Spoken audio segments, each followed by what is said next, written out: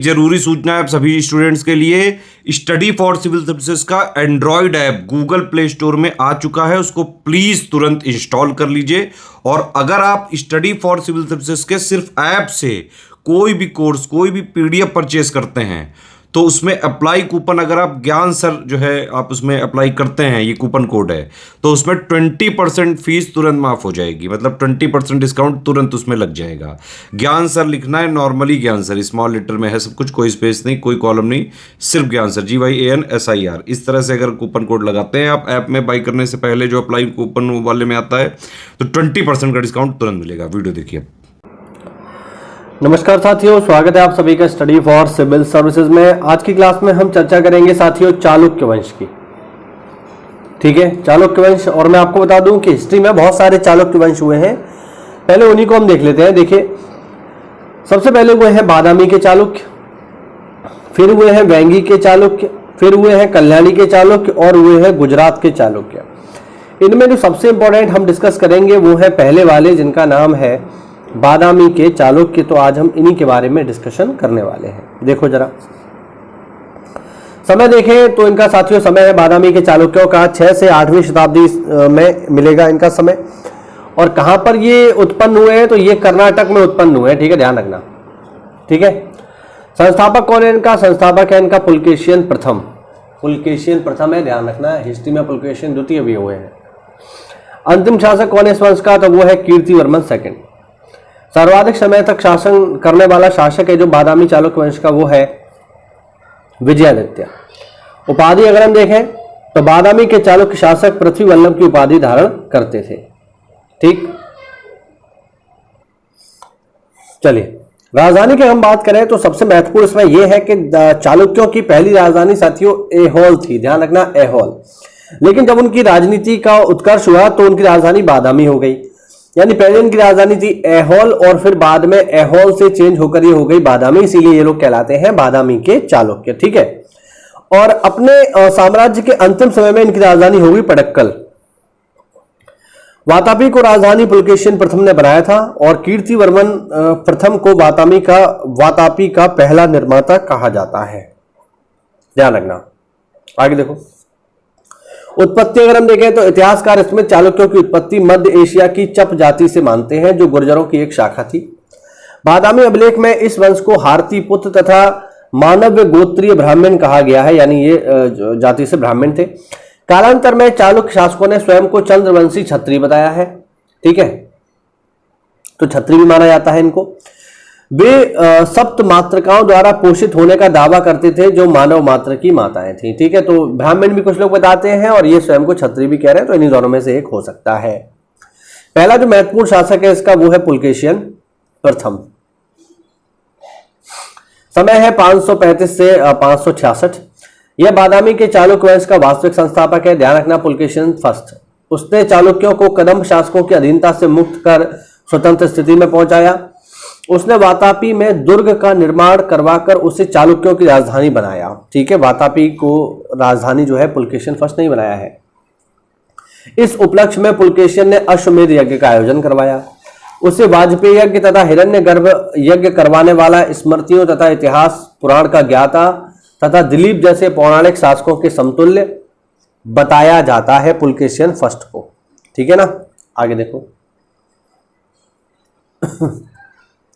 अगला शासक है कीर्तिवर्मन फर्स्ट, 66 से 598 तक। ऐहोल अभिलेख के अनुसार कीर्तिवर्मन ने कदम्बों की राजधानी वनवासी तथा कोंकण के मौर्यों की राजधानी पुरी तथा गोवा पर अधिकार कर लिया। कीर्तिवर्मन की मृत्यु के समय उसका पुत्र पुलकेशियन द्वितीय अल्पवयस्क था, इसीलिए मंगलेश ने उसके संरक्षक बनकर शासन किया। मंगलेश की उपाधि यहां पर परम भागवत तथा पृथ्वी वल्लभ थी। ध्यान रखना, पेपर में पूछा जा सकता है। मंगलेश अपने भतीजे पुलकेशियन द्वितीय से गृह युद्ध में पराजित होकर मार डाला गया। ठीक है, हाँ, यानी मंगलेश ने भी गद्दी को हासिल करने का प्रयास किया, लेकिन पुलकेशियन सेकंड के द्वारा वो मारा गया। अब हम देखेंगे पुलकेशियन सेकंड को। समय इसका 610 से 642। अन्य नाम तो हवेनसांग ने इसे एक दूसरा नाम दिया है, और वो क्या है देख लो यहां पर, वो है महोलच। ठीक है, तथा ईरानी इतिहासकार ताबरी ने फरमेश या प्रमेश कहकर इसे संबोधित किया है। उपाधि इसकी जो सबसे फेमस उपाधि थी वो थी सत्याश्रम। उसने परम भागवत की उपाधि का उल्लेख 630 के लौह नारा दानपत्र अभिलेख में किया है। वल्लभ, पृथ्वी वल्लभ, पुलकेशियन आदि इसकी उपाधियां थी।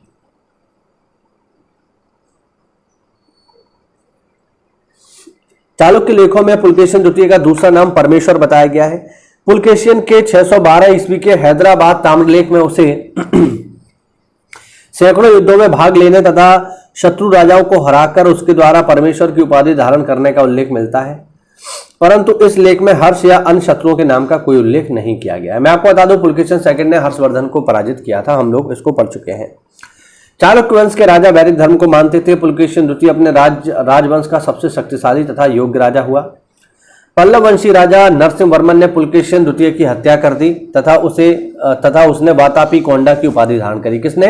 नरसिंह वर्मन ने। ध्यान रखना, पुलकेशियन सेकंड की मौत के बाद आंतरिक विवादों के कारण बादामी चालुक्य वंश में संक्षिप्त गिरावट देखी गई। बादामियों को पल्लवों ने 13 साल तक अपने कब्जे में रखा। ठीक है। अच्छा, पुलकेशियन द्वितीय के बारे में कुछ और देख लो। 625 ईस्वी में फारसी शासक खुसरो द्वितीय के पास एक राजदूत भेजा और वहां से एक राजदूत अपने राज्य में प्राप्त किया। इस प्रकार मैत्रीपूर्ण कूटनीतिक संबंध स्थापित किए पुलकेशियन सेकंड ने ईरान के साथ। आगे देखो, अगला शासक है इस वंश में विक्रमादित्य फर्स्ट। 655 ईस्वी में पुलकेशियन के पुत्र विक्रमादित्य प्रथम ने पल्लव नरेश नरसिंह वर्मन को हराकर वातापी पर चालुक्यों का पुनः स्थापित किया। विक्रमादित्य का 3 पल्लव राजाओं नरसिंह वर्मन फर्स्ट, महेंद्र वर्मन द्वितीय तथा परमेश्वर वर्मन प्रथम के साथ संघर्ष हुआ। कांची के ऊपर भी उसने थोड़े समय के लिए अधिकार स्थापित किया। ठीक है, ये जो पल्लव है इनकी राजधानी कांची है, ध्यान रखना। उसके पश्चात विनयादित्य तथा